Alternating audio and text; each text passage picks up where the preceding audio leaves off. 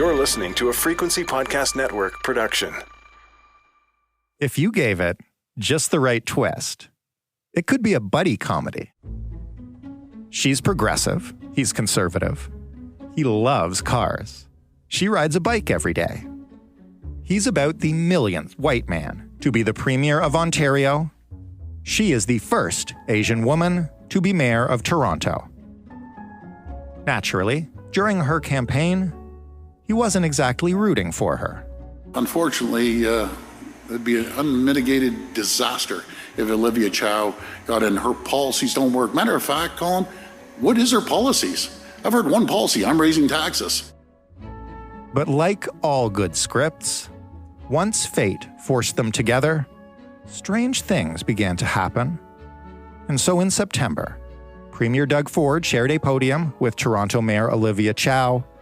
He thoughtfully presented her with a photo that included his late brother Rob honoring her late husband Jack Layton, and the two of them vowed to work together to find a deal that would help fix the city's ugly financial situation. I've also had the pleasure of getting to know the mayor as a thoughtful leader who brings people together, because that's how you get things done, by working together. And Mayor Chow and I were committed to working together. Cut now to earlier this week, when the two appeared together again, not just to sing one another's praises, but to unveil a historic deal that will, among other things, give the province control of two major Toronto highways, provide millions of dollars for Toronto's transit system and shelter crisis, boost the city's housing plans, and allow Doug Ford to fulfill his dream of turning Ontario Place into a spa. And of course, I want to thank the mayor for her commitment and dedication to getting this deal done. It's amazing to see what we can accomplish when we work together, when we put our differences aside and focus on what unites us. So, Mayor, thank you so much. So how did we go from unmitigated disaster to, of course, I'd like to thank? How does a massive deal like this come together anyway? And when you become mayor of a city with, well, an awful lot of problems, how do you decide what to fix first? I'm Jordan Heath Rawlings. This is The Big Story in studio, in conversation with Toronto Mayor Olivia Chow, a progressive politician based in Toronto for more than 2 decades now as a school trustee, as a city councillor, as a federal member of parliament, a mayoral candidate, and now, for the past 6 months, the first person of color and the first woman since amalgamation to be the city's mayor. Olivia, that's a lengthy introduction. Can I call you Olivia or should I call you Mayor Chow? Olivia is good. I want to start by talking about this deal that you've announced with the province this week. And I'm somebody who's covered Toronto politics a lot. We've made podcasts about the Ford legacy. I want to ask you first, you've known Doug for an awful long time. Do you remember the first time you met him? Do you remember your first impression of him? I remember first time I met his brother, Everybody Rob Ford. does. Yes. We were on city council together. I didn't serve with Doug Ford much. It was mostly with his brother, Rob Ford, who later became the mayor. When he became the mayor, I then became a member of parliament and I left city council. But Rob Ford has a special way of working. Big heart, has flaws, have a different approach in life, very, very much in touch with the needs of the people. But his way of dealing with it is, of course, slightly different than my way. But the desire to serve, you can see that from the Ford family.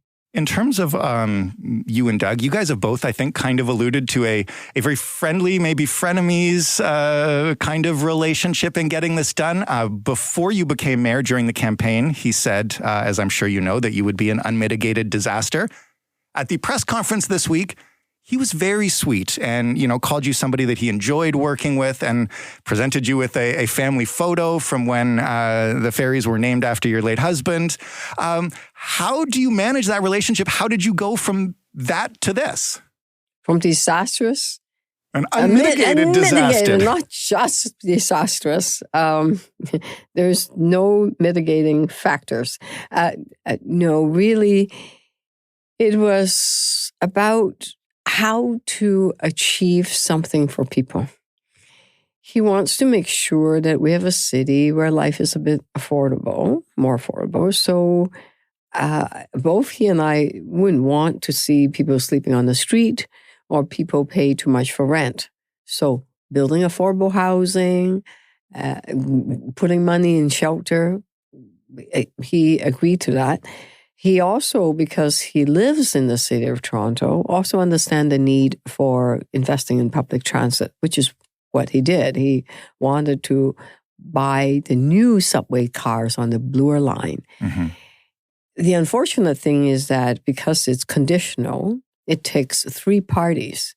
Right now, $1.6 billion is locked because the federal government haven't come in yet.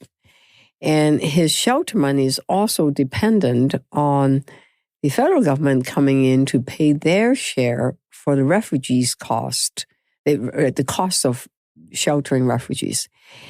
And then, of course, you might have heard the Gardner and the Don Valley Parkway, both of them being uploaded makes perfect sense because they're regional highway. And that was really more of a long-term solution that deals with our structural financial problems. So those are the general areas of what we accomplished together. We said we would continue, our staff would continue to work together so that there would be other elements of the deal or because it was only 2 months. Right. It was really fast. They worked hard. But some of those are one time only for 2 or 3 years. We still have to deal with the structural problem. So that piece is going to happen in the coming 2 years. And having that assurance was really important to me and for the residents of Toronto because it provides some hope that we can now take the money that we have to fix a very old highway, 2 old highways, to now build affordable housing, shelter people, and start repairing and increasing the service of public transit. All of those things are really important. I want to ask you in a moment about the federal government's role and how much pressure this deal, I guess, from your point of view, hopefully puts on them to get involved. But first, I'm fascinated by how a deal like this comes together. As you mentioned, it was very quick. Your respective staffs are obviously put together the framework of it. How does it close? Is it you and Doug together looking at papers, making sure you both agree? Who says yes? Who has the final say? And were there times at which one or both of you almost ended up a no? Yep. Yeah, of course. It's a deal, right? Yeah. It was on a Sunday night. We had a conversation at around 8 or 9 p.m. And we said, okay, we're going forward. And then you saw the press conference on Monday. Who was the final person that agreed to it? Both of us. It takes both of us to say yes. He understood what I need, and I understood what he needed. And it was, as I said, when you hear each other, see each other, and find the common ground, we could arrive to a certain place. And did we agree with everything? No. But in order to get to a place, you have to be able to be empathetic to each other's needs.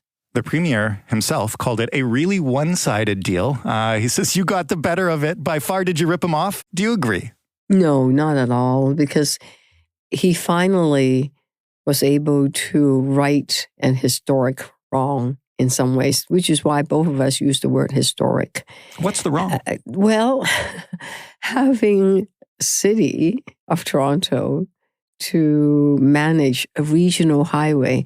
You'll be driving along in Mississauga, coming down over to Gardner, going east, and all of a sudden you cross the border, and then the road looks, well, it's the same road, the same highway, Gardner, and all of a sudden, why is it that Mississauga didn't have to deal with garner, and in Toronto, you do, right? Same thing with if you come down 404 to DVP, coming down from Markham, and all of a sudden, oh, nothing changed. Why is it that the City of Toronto, through the property tax base, have to manage it?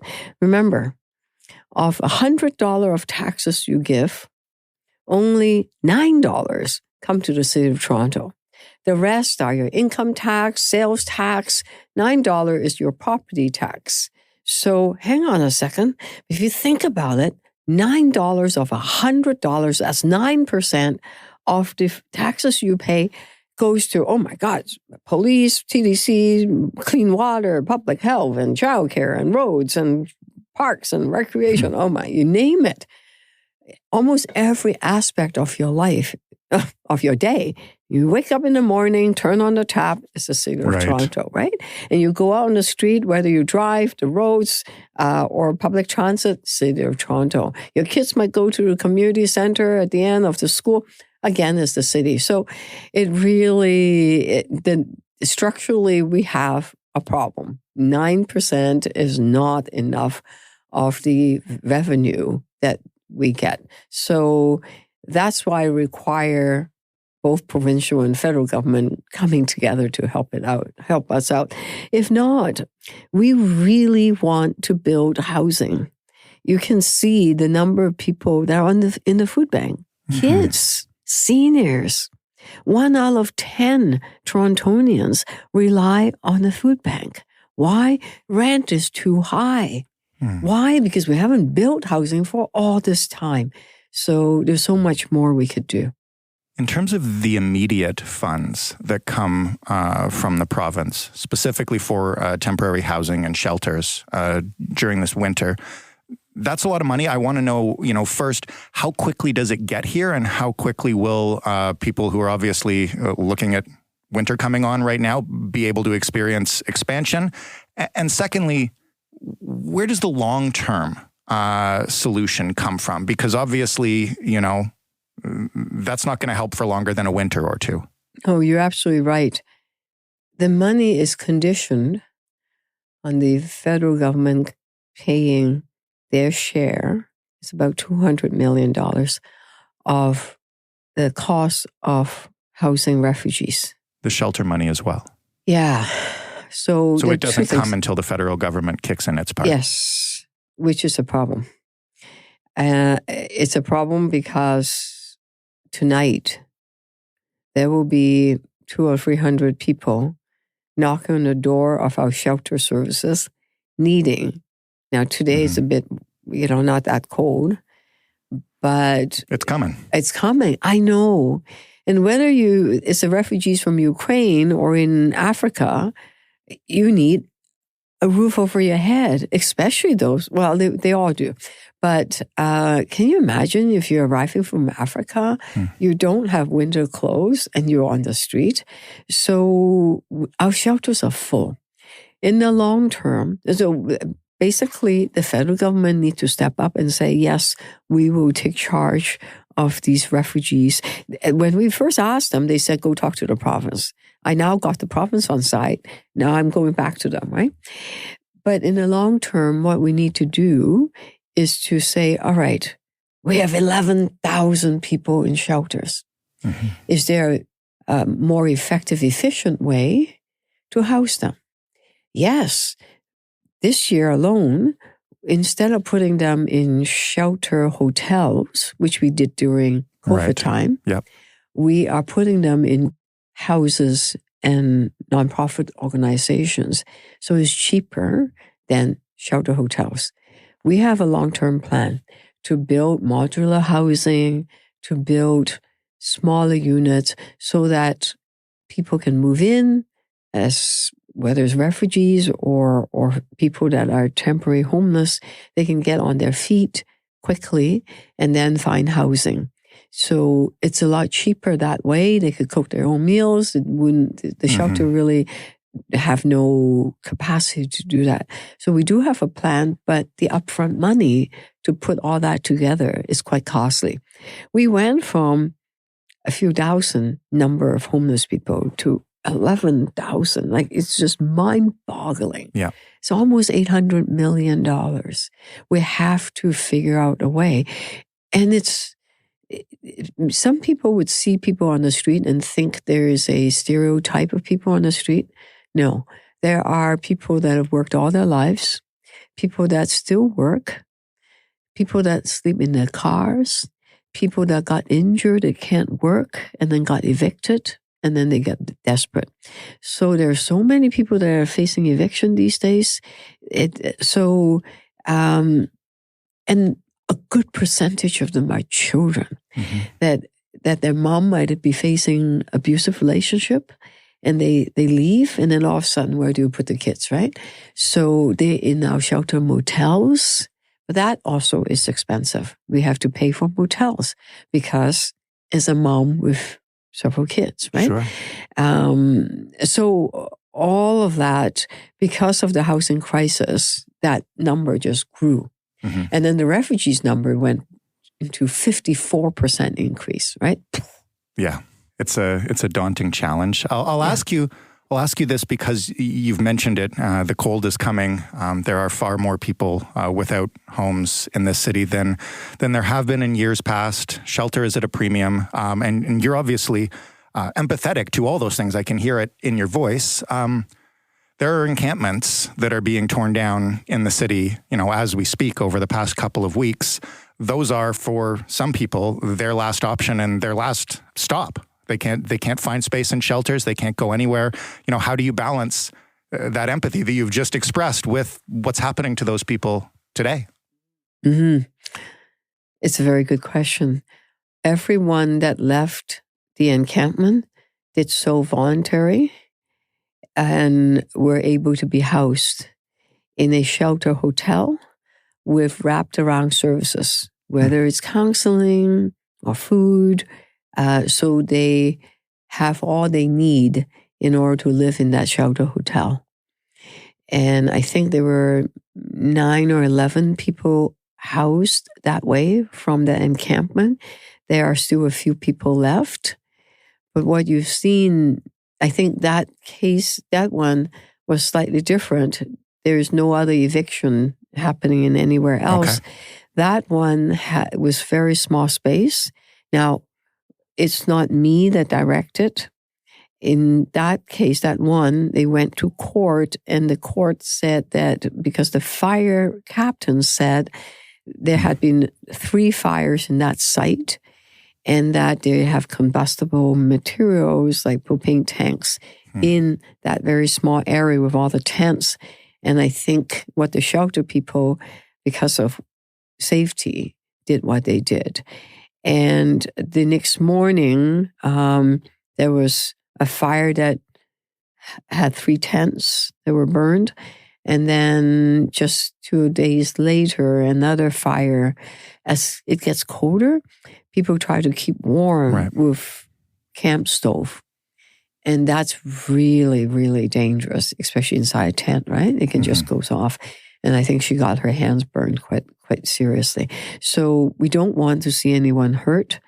We need to make sure that people that are staying outside have safe equipment so they don't get burned. And that we also need to have alternatives if people don't want to be, we don't want them to be outside, but if they want to move inside, there's space for them. So when I first became a mayor, I put together something called a housing benefit program. Right. Over 800 or 900 people now have gotten a space they can call their own. They're not shelters. They're actually a room or an apartment they could move into permanently.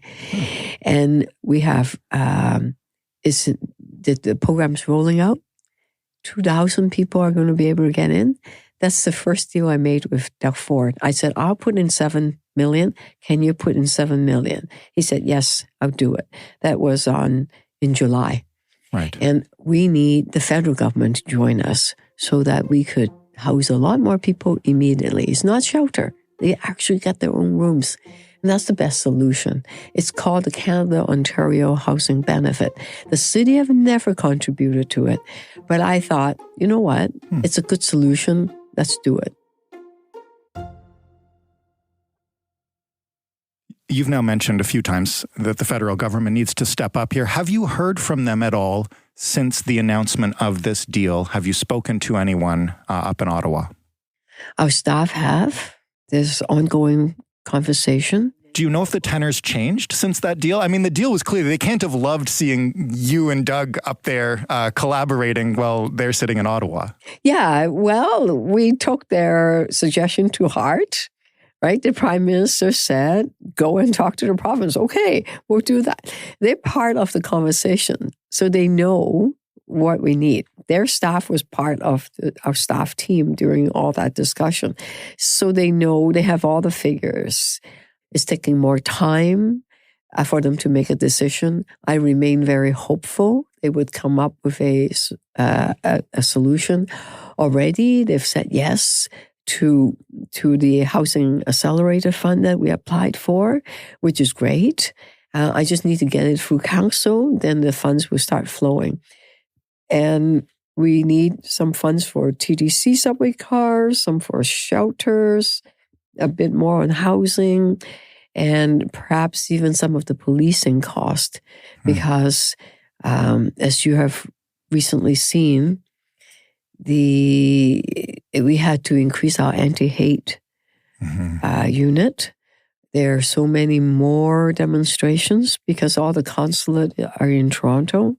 The trafficking, where there's guns and drugs, come through the waterways, and our marine unit is huge. So a lot of those work that we do are really provincial, well, mostly federal responsibility. Making sure someone obey their bail order. All this conversation about bail, right? Bail order, bail reform.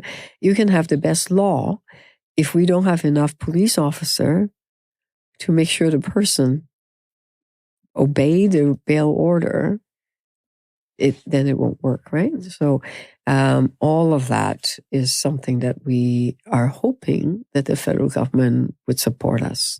There are some progressive folks who aren't happy that you're not standing up for Ontario Place and against the government's plans for the land. Could you have done, first of all, what would you say to them? And second of all, could you have done anything if you wanted to? I stood right beside Premier Ford and said, I believe the waterfront in Ontario Place should remain as a public park. I was very clear. I also said that the City of Toronto, and I know because I got the legal opinions from our solicitor. I saw. That said, legally, not a whole lot you can do. But I did not give land to the province. I did not say yes to the zoning change they want. I basically said, look, we don't agree. And Premier Ford came in and said, well, in that case, we are going to introduce legislation and expropriate the land that belonged to the city. Now, they owned 95% or 98% of the land. We own a little piece. They expropriate the land. They're going to take over the planning power. I said, okay, in that case, there's not a whole lot I can do because we tried fighting the province. Right. Went all the way to the Supreme Court. The last time they tried to change the number of councillors, remember, from 40-something to 20-something? Yes. Yeah. And the Supreme Court basically said, nope, sorry, you have no right. I thought, oh, okay. So knowing what my alternative is, which is nothing much, I said, okay, rather than me spending money or City of Toronto, taxpayers' dollar to go to court, knowing full well that we're not going to win, why would I want to do that? So I said, okay, I'm not going to take you to court, knowing we're going to lose, which is what that deal is all about. But I got two small things.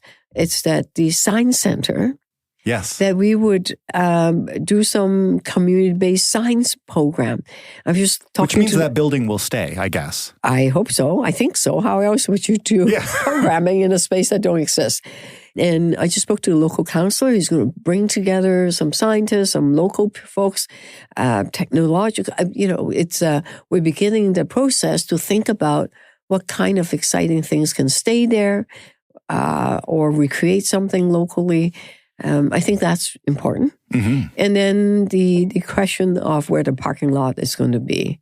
Right. So I want to save more. As I love Ontario Place. I go there to watch the sunrise, sunset, moonrise. I take my grandkids there. Beautiful trees. But so I want to keep as much space, a public space, park space as possible. So not having to build that parking lot on that ground, I thought that might help. I want to ask you about a bigger aspect of what we just talked about there, because as I mentioned, you've seen some criticisms from ultra progressives about not fighting harder for Ontario Place. But to your point, I mean, it's pragmatic. You want to get what you can get. And Doug Ford called the collaboration here amazing. Isn't collaborating like this and the give and take kind of just part of what you're supposed to do? And how do we get back to the place, if we were ever there, where people accept that politicians won't represent the most extreme itching for a fight side of their respective parties? They wanted you to fight Doug Ford because he's Doug Ford. Yes, I know, and go to court knowing full well that I would lose. I don't know, maybe because of my age, moral victory is great. But I was I went to 7 rallies, helped created one or two of them, to say to the federal government, do not invade Iraq. That was quite a long time ago. You would have seen me in many rallies, frontline, in terms of fighting for what I believe in. I'm still the same person. I also, as a mayor, have the responsibility to work together with other people, whether I agree with them or not. And I think it's important that I build bridges with people that don't necessarily see each other eye to eye, so they could be more empathetic, so that they could hear each other more. And I think we can, if we do that, we will have a better society, a better government. And in some ways, when things are so divisive, then everybody gets angry. I don't mind being angry, but we need to transfer our anger into having something hopeful. If not, when you go from anger to despair, then it can descend into hate, which is what is not a good place for society to be at. As long as we feel that we have some power to make some differences and to hear each other and find some common ground. And it's not one side, it's both sides need to do that. Let's take the time, because we are so Canadian. When someone steps on me, my natural instinct, I say sorry. It's someone that stepped on me, right? So we always say thank you, we say sorry. We are so much, like, think of Toronto. We have so many people from different countries, different nations, different nationality, different religious belief, living together by and large fairly harmoniously. That's hard. Yes, of course, there's hate exists, but in order to overcome it, we need to say, empathy is more powerful. Let's find the common ground. Let's hear each other, because that's what makes Toronto a special place to be. If we don't, who else, which other country, which other city in this world can have so many people, so diverse a population living in harmony? My gosh, that's what makes us special. That's what makes us as a beacon of hope. So that's why people, whether they're refugees, whether they're immigrants, they come to Toronto. We want to maintain that, and we want a government, all 3 levels of government and its people, to work together. I'm really glad to get your take on that. While we have you here, I want to ask you a little bit more about the Gardiner and DVP specifically. Huge parts of the city, regardless of who controls them and decides what to do with them. You are, as I'm sure most of our listeners know, a proud cyclist, somebody who advocates for pedestrians. The Gardiner and the DVP have been used in the past to host bike rides as part of the Open Streets Toronto that allows people to walk up and down them.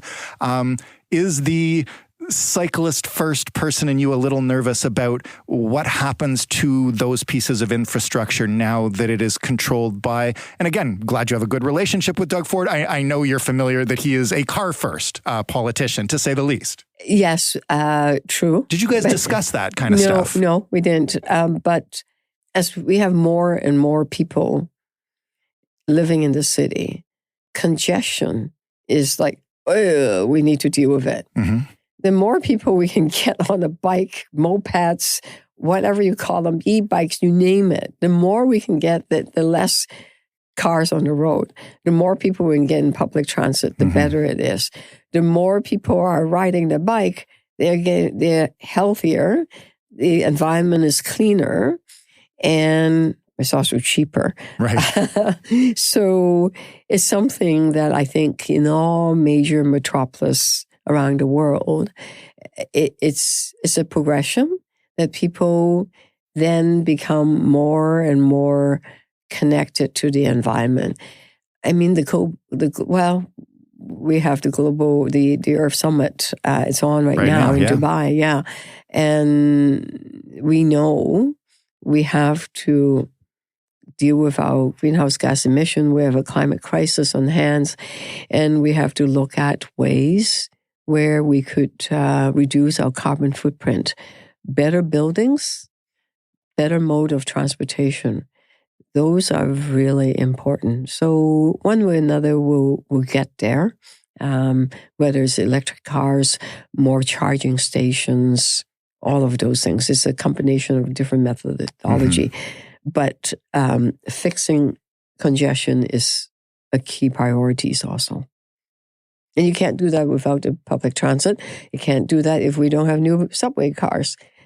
And more investment in TTC. And that's why you offload a couple highways. That's right. This has freed up, I know the city's been in financial trouble. This has freed up an awful lot of money, maybe not quite as much as you wanted just yet until the federal government comes on board. But does the freeing up of all this money give you options in terms of what you're going to do with the property tax? And do you have any indication of which direction that's going? No, not yet. Oh, come on. I thought you were going to help. No, because you know why? Because half those money are conditional to the federal government, right? So I don't know. We're still in the middle of a budget consultation. Yeah. One of my campaign promise was to open up City Hall. Because like in the past, you get the budget. It's the councillors and the staff that put it together. The mayor presented, and then you get 5 minutes to speak to it, and that is the end of it. We've turned it completely around. Before we even put a budget together, we're asking the people, what do you want? Right. What do you want? What matters to you? Let's invest in what matters to you. So I'm waiting for that to come back. And then the budget committee in January will put the budget together, have more consultation, send it over to me in February. On February 1st, I'll present my budget. That's when at that time, on February 1st, you will see what is the property tax increase. And if those of you that don't want a big property tax increase, call up your member of parliament, call up other levels of government, whoever represents you, provincial, federally. Where will Torontonians see the investment from this deal first, leaving aside the stuff that we're waiting on the federal government for because, you hope they come through, they may not. Where's the easiest place that someone listening to this who lives in Toronto will see this investment? TTC. Really? Oh, yeah. How fast? Well, immediate. And more buses. More frequency. So some of those that were cut are now coming back? 98% of all the buses, all the bus route that have been cut, are all coming back. In fact, you know what's amazing? Because we have restored a service mostly 95% on the subway side of things, the number of people taking TTC over weekends have gone up. Really? Yeah, even almost as much pre-COVID, or maybe even more. I'm just getting the figures right now. I'll announce it later. But the indication is really decent. And one of the things that both the Premier and I want, in order to get more people taking public transit, we need to tell them, hey, it's safe. Yeah. It's safe. Come, don't worry.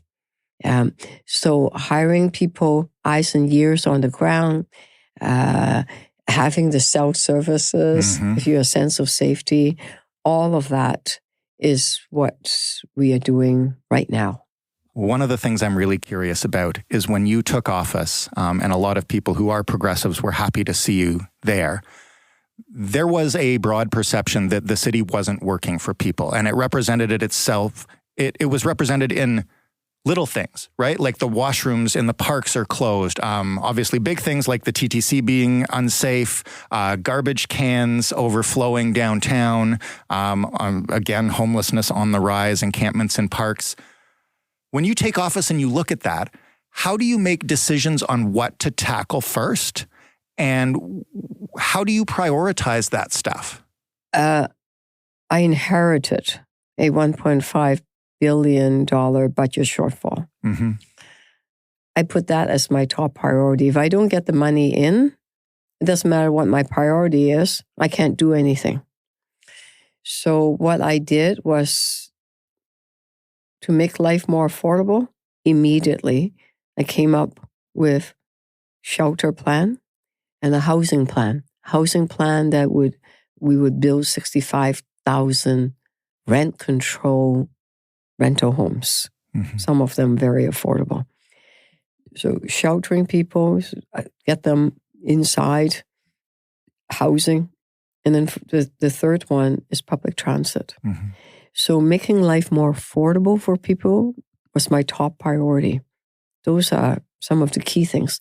And then, of course, better services, more immediate things. I opened up the pool longer. So that kids have longer time, because September sometimes is still quite warm. So small things like that. That matters to a whole lot of people, for kids that want to go swimming after school. Well, that's what I'm talking about, right? It's like the broken windows theory, Absolutely. where when somebody sees that overflowing trash can, it feels like the city is a mess, even though it's just on that corner. Exactly. So all those areas of services, whether it's washrooms, trash cans, potholes, I have a team working on it, and I want to invest in those areas because for far too long, those basic services have been starved. And then you can cut a year, 2 year, 3 year. After a while, there's not much you can cut. And then the service just decrease more and more and more until you go, oh my God. So I'm building it back up. So you will see, hopefully, in the budget, libraries, community centers, parks, potholes, all those, quote, smaller things, the services will be restored so that it can be as better as it could be. Can we fix it in 1 year? Probably not. Because just making sure the washroom are open in winter takes several years to do. But we can have porta potties. You can still be able to go on the trail and hike in the winter time if you choose to, and still be able to find a place. So going to washroom, something so small, right? For some people, it's not that small. So back to your question, affordability, immediate service, Can we have a safer city so people don't live in fear, especially if they take subways and walk on the streets? And that piece is safety is also really important, because if people don't feel safe, then they either don't take TTC or they don't walk on the street. They don't go to the park. That's not good. Mayor Chow, thank you so much for this. Thank you for your time. Be interesting to see if the federal government steps up. I guess, do you have a deadline for them? Well, we pass the budget mid-February. We'll see. Tick, tick. Thank you again for your time. Thank you. Toronto Mayor Olivia Chow graciously offering us some time. That was The Big Story. For more from us, you can head to thebigstorypodcast.ca. If you want to offer us some feedback on this episode, or as always, any other, you can find us on Twitter at TheBigStoryFPN. You can talk to us via email. hello@thebigstorypodcast.ca is that address. And we have a phone number if you want to call us up, 416-935-5935. Joseph Fish is the lead producer of The Big Story. Robin Simon is also a producer on this program. Stephanie Phillips is our showrunner. Mary Jubrin is our digital editor. Momin Qureshi helped us out with research on this episode in particular. Ryan Clark, Christian Proholm, and Mark Angley are our sound designers this week. Diana Kay is our manager of business development and occasionally now Chase producer. And I'm your host and executive producer, Jordan Heath Rawlings, thanking you as always for listening. Have a safe weekend. We've got In This Economy for you tomorrow. And then we'll talk to you on Monday.